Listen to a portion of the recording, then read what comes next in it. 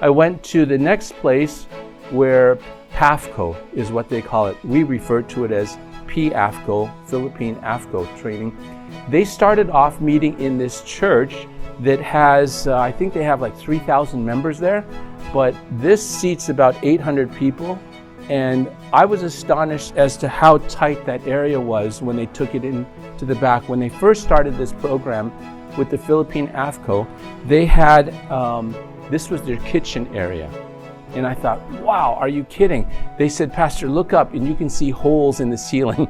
When it rained, it would come down. They just got to make sure that there's no food sitting right where the raindrops are coming. So it was very primitive. They started off this way and they were there for several years. Then you got to the area where they actually taught, and this is kind of up in the balcony. You're going around, this is the glass area here that you can look into the church. You have to go around this area to be able to get back here. And so here, they boarded off that area, and this area here was the office for Philippine AFCOE. And then if you go through that door right there, then you got into the classroom area. And it was very, very loud through there because right outside the window is the main street, second floor. It's loud. You've got that going on. Those air conditions didn't work, so they never fixed it. You had fans running full blast. And from what I was told, this is where Pastor Jean taught them when he came over there. And this was another classroom that they had. Now, it's interesting when you go over there with the workers for AFCOE, PAFCOE, and the pastors that also stay in the area. They said, oh, Pastor, at Amazing Facts there in the U.S., do you stay there on the campus? And I thought for a moment, no, we don't stay. Well, who stays on the campus? Nobody, except Pastor Rod now.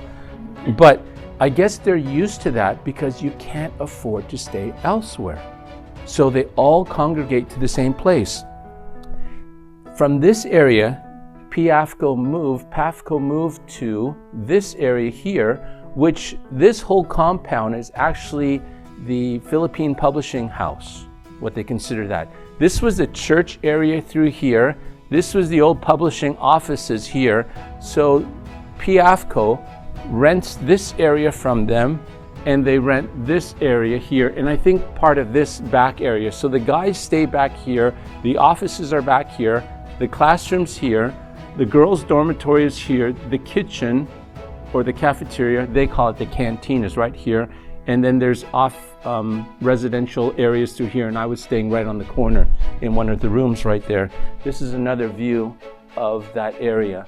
So this was the girls' dorm, canteen, and then you had the guest rooms through that area.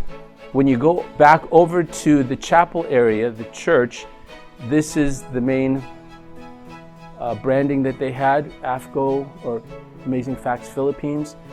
The pastor of this particular church, Pastor Joel Sarmiento, he was so instrumental in getting Amazing Facts involved. He's the one that actually got Amazing Facts on Hope Channel, Philippines.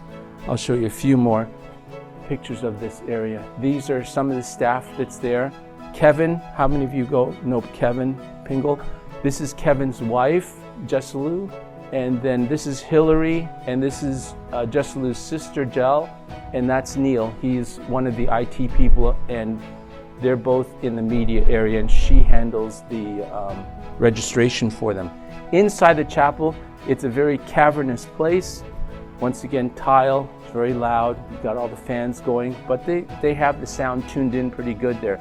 So they did some renovations, and the renovation that Amazing Facts supported them, it made a big difference for them to be able to get that. They've got 2 monitors up there. Kevin does a very good job. He was trained by Lowell Hargraves many years ago. So he took over after Lowell left and went to Africa. Here's another shot of the training area as they're going. The cost, I forget, do you know what the cost is to go to AFCOE here? I think it's like $5,000, $6,000. $6,000. Over there, It's with housing, with your attire stuff, it's less than $1,000. So you have to pay for your airfare. But you may think, oh, let's go over there. Keep in mind, there's no air conditioning in this area, nor where you stay in your dormitory room. And they do study very hard. Every opportunity they can, they're memorizing, they're learning things, and they've only been in session here at this new place now. It was just 2 weeks. And so they did a really good job there. I brought a lot of the little giveaways, like a couple hats, water bottles, and things to give away. And just to be able to receive those things, I quizzed them on different things. They were so thrilled to be able to get amazing facts stuff. This is Kevin teaching them. And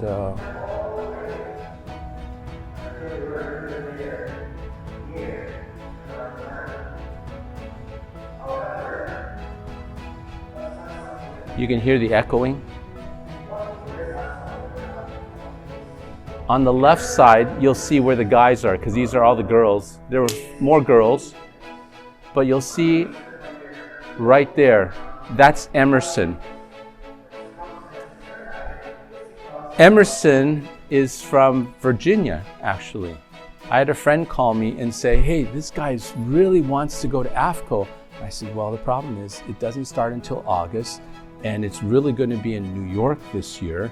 He's like, well, he wants to go now. Is there any? I said, the only thing he can do is go to the Philippines. So they arranged for it really quick. This poor kid just graduated from high school last June, and he's never been outside the US, didn't have a passport. This was now just after Christmas. They expedited everything, bought the plane ticket. When I flew from Sacramento to San Francisco on the 30th of January to start heading out there, he was in San Francisco waiting for me. So they booked him the seat so that I could escort him over there. And so he was sitting right next to me the whole flight. I escorted him over there, got him ready. I mean, the kid's probably going through culture shock, trauma, the whole thing, food change as well, and all that. And one of the things I found that's kind of interesting, I wasn't standing on anything. That's my height right there. And so I walked around this thing, and thankfully they had like foam corners, because I would bump into it with my chest and it was like, ouch, that hurts. You can imagine with somebody's head. I ended up, when I was playing the piano out there, they had this little keyboard, and after a couple of days, Kevin realized, well, they needed to get a new piano. They were going to hold off anyways. He says, well, since you're here, let's get the piano now. So I was able to play on this piano, which actually is, I think, yeah, this is a CLP. This is a YDP. So Mike, they actually have a better piano than what we have over here. I was able to visit one of the donors out there with Kevin, and this guy runs a company that does medical supplies, and he donates. He's considered a big donor out there, and he donates about $450 a month out there. This was their staff. They had quite, because it's an Adventist company, they had quite a number of Adventist workers there. Then we were able to visit the union office over there, and in the Philippines, Adventism is growing very, very quickly. And so they've had to divide unions up from one area, divided in half. Now they're dividing left and right, top to bottom. And so they're splitting up again. So there's a lot of different areas. In the Hope Channel area, they actually have a little bit bigger studio than what we have over there that they've modified. And it's all because of Joel that was working with that. This is another area of the studio. And this is Joel over here on the left side. That's Joel Sarmiento, and he was the one that has been so pivotal in getting amazing facts. So this was the whole team that was there that came out. Everybody there in the blue shirts, including the lady in the black dress, they're all with Amazing Facts Philippines there. And this closing shot is front row are all the students. The back row is the staff that was working there. and they wanted me to organize that picture for them. And many of the students are in their late 20s, early 30s, and they're hungry to go out there as Bible workers. And the thing that I found out too that's very interesting is when you go as a Bible worker, you guys graduated from PAFCOE, the church pays for you if you're going to be a Bible worker, but not in the Philippines. If you're a Bible worker out there, PAFCOE actually pays for you to be a Bible worker out there because the church doesn't put in anything. So that's kind of an interesting thing. Yeah, but I'm putting a plug in. If you want to give some of your offering for PAFCOE, they could certainly use it because they are doing a good work out there. And it was a blessing to be able to share. I preached 2 hours. I did the evening revivals for them. On the Monday, I preached 2 hours, and then pretty much all morning long, I did 4 classes on Tuesday for them. And then Wednesday, Thursday, they had outreach. So all the students hop in a jeepney. How many of you know what a jeepney is? They had all these leftover jeeps. They hop in a jeepney and they go out to their territory. Many years ago, I tried to get in a jeepney, and it was the most uncomfortable thing. It was like I was crawling into a sardine can. I couldn't fit in that because the ceiling's low. I'm sitting like this, and every time they hit a bump, I would get squished up to the ceiling. But so PAFCOE, support them if you can. Keep them in your prayers, because this work is not just going on here, but it's going on all over the world.